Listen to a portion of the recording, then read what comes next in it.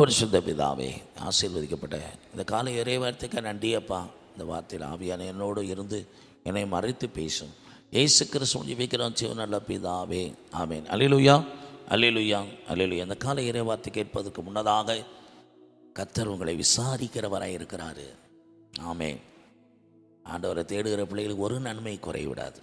இந்த நாட்களிலே நீங்கள் வாழ்க்கையில் மனக்குறைவாகவும் ஆகார குறைவாகவோ சரீரத்தில் ஆரோக்கிய குறை எது இருந்தாலும் கர்த்தர் சொல்லுகிறார், உங்களுக்கு ஒரு நன்மை குறைவுபடாது, எல்லாம் உங்களுக்கு நிறைவாய் கிடைப்பதாக வாழ்த்தி ஆசீர்வதிக்கிறேன். இன்றைய இறைவார்த்தைக்கு நம்ம போகலாம். பிலிப்பியர் 2:3.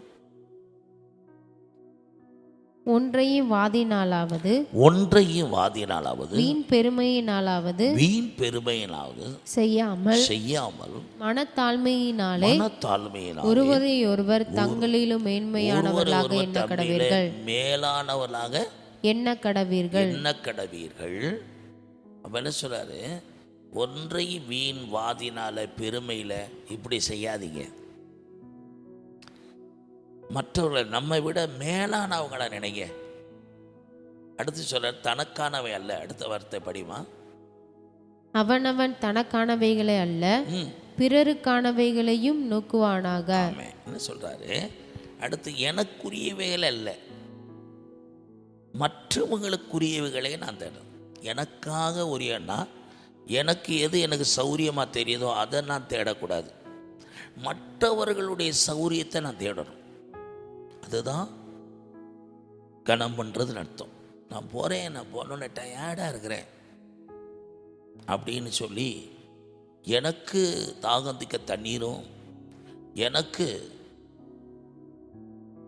உட்கார்றதுக்கும் இளைப்பாறதுக்கு இடம் தேடாமல் என்னோட வராங்களே அவங்களுக்கு முன்னாடி சேரை போட்டு அவங்களுக்கு கொஞ்சம் தண்ணி கொடுத்த பிறகு நான் அமரும் போது அது பெரிய ஆசீர்வாதம். நான் எந்த அளவுக்கு தாகத்தோடு இருக்கிறதான்னு என்னோட வர்றவர் இருந்திருப்பார். எனக்கு எவ்வளோ டயர்டு இருக்குதோ அதே போல தானே அவரும் டயர்டாக இருப்பார். அதை நான் அறியணும். நான் ஒரு இடத்துல கஷ்டப்பட்டு போகிறேன், என் கஷ்டங்களை தீர்க்கிறதுக்காக நான் அந்த இடத்துக்கு போகக்கூடாது. அவங்களுடைய கஷ்டங்களையும் நான் அறியுகிற மனிதனாக இருக்க வேண்டும். அதுதான் கனம் பண்ணுவதில் முந்திக் கொள்ளுவது. போகிற வீடுகளில் என்னை 4 பேர் என்னை கனப்படுத்தன்னு எதிர்பார்க்கிறத விட நான் அவர்களுக்கு கொடுக்க வேண்டிய கனத்தை கொடுக்க வேண்டும்.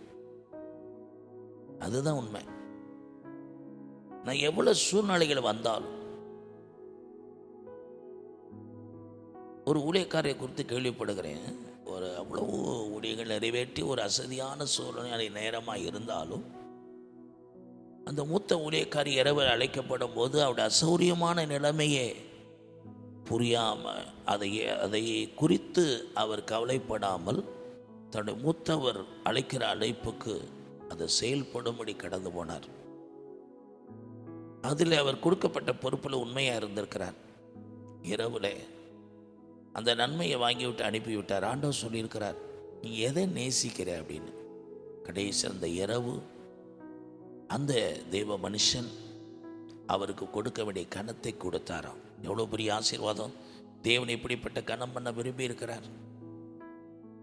அப்படி சில நேரங்களில் சில வேளையில் பிறருடைய நிலையை நம்ம உணராம என்னுடைய தேவையும் என்னுடைய காரியமே முக்கியம் என்று எண்ணாம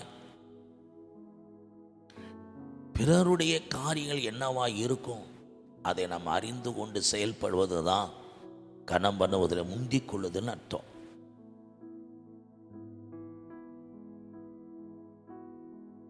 இயேசு கிறிஸ்து தன்னை பின்பற்றின சீசர்களை தன்னை விட்டு ஓடி போனாலும் அவர் தேடி போறாரு. அவங்க கடலுக்கு போயிருக்கிறாங்க, ஒன்றும் மீன் கிடைச்சிருக்காதுன்னு அறிஞ்ச ஆண்டவர் அவர்களை நேசிப்பதற்கு கனப்படுத்துவதற்கு அடையாளமா ஆண்டவரே அந்த இடத்துல அப்பமும் தலடு சுடப்பட்ட அப்பமும் மீனையும் பொறிச்சு வச்சு பிள்ளைகளை தேடி போறாரு. பிள்ளைகளேங்கிறார். தன்னை விட்டு போடி போன பாவிகளேன்னு சொல்லலை, பிள்ளைகளே ஏதாவது உங்களுக்கு அகப்பட்டு சாப்பா ஒன்று கிடைக்க, சரி வாங்க. வேறொரு இடத்துல வலையை போட்டு திரளான மீன்களை பிடிக்க வச்சு அவங்கள கூட்டிகிட்டு வந்து என்னோடு கூட போஜனம் பண்ணுங்கிறார். எவ்வளோ நல்ல ஆண்டவர். தன் பிள்ளைகள்ங்கிற ஒரு இடத்தை வச்சு எப்படி கனப்படுத்துகிறாரு. இவர் தன்னுடைய சூழ்நிலை தன்னை விட்டு ஓடி போனாங்கிற எண்ணமோ ஆத்திரமோ அவங்க மேலே இல்லை. தான் நேசிக்கிற பிள்ளைக பசியோடு இருக்கிறான். பிள்ளைக்கு கொடுக்க வேண்டிய கனத்தையும் மரியாதையும் கொடுத்து தான் அதுக்கு பிறகு தேவன் தன்னுடைய அழைப்பை கொடுக்கிறார். முதலாவது அவனுக்கு வயிற்றுக்கு பசிக்கு சோறு, அதுக்கு பலன் அடைஞ்ச பிறகுதான் தம்முடைய விருப்பத்தை அங்கே கேட்கிறார். யோசிச்சு பாருங்க. ஆண்டவருடைய அவர் அவருக்குரியதை தேடலை, தனக்குரியவளை தேடலை, தன்னை பின்பற்றுகிற சீசனுக்குரியவங்களை தேட ஆரம்பித்தார்.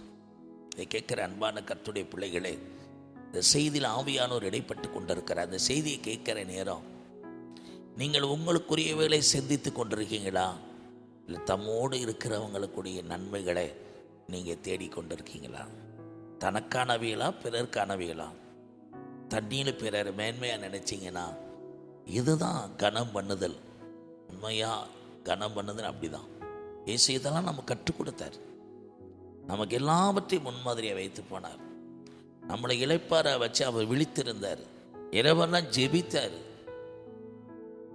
இதை கேட்குற அன்பான கர்த்தருடைய பிள்ளைகளே, இந்த செய்தியின் மூலமாக பரிசுத்த ஆவியானவர்களோடு பேசுகிறார்.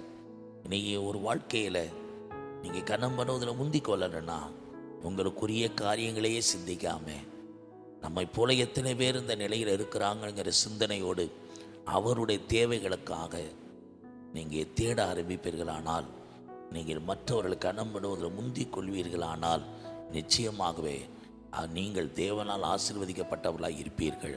கிறிஸ்துவின் தெய்வீக சுபாவத்துக்கு பங்குள்ளவராகும்படி நம்ம வாழ்க்கை இருக்குமானால் நிச்சயமாக கர்த்தர் நம்மை ஆசீர்வதிப்பார். இன்னும் பலரை நேசிக்கத்தக்கதாக, பலரை கனம் பண்ணத்தக்கதாக, பிறருடைய தேவைகளை தேடத்தக்கதாக நம்முடைய வாழ்க்கையும் ஆசீர்வாதமாக இருக்கும். மற்றவர்களுக்கு நாம் ஆசீர்வாதமாக புரோஜனமாக இருக்கத்தக்கதாக, மலையில் இருக்கிற பட்டணமாக பூமிக்கு உப்பாக நீங்கள் நான் ஜீவிக்க கர்த்தர் நம்மை ஆசீர்வதிப்பாராக. நல்ல பிதாவே, நன்றி செலுத்துகிறோம். தனக்கானவை அல்ல பிறருக்கானவை நேடுகிறதா கனம் பண்ணுதல். அப்படிப்பட்ட ஒரு அனுபவத்தை எங்கள் வாழ்க்கையில் கொடுத்து என்னுடைய தேவைகளுக்காக நான் தேடி போகாமல் மற்றோடைய தேவைகளை அறிந்தவனாய் எனக்கு கடந்து செல்ல, மற்றோடைய தேவைகளுக்காக பிரயாசப்படுகிறவனாய் காணப்பட கர்த்தர் எங்களுக்கு உதவி செய்வீராக. இயேசு கிறிஸ்துவின் ஜெபிக்கிறோம் நல்ல பிதாவே, ஆமென்.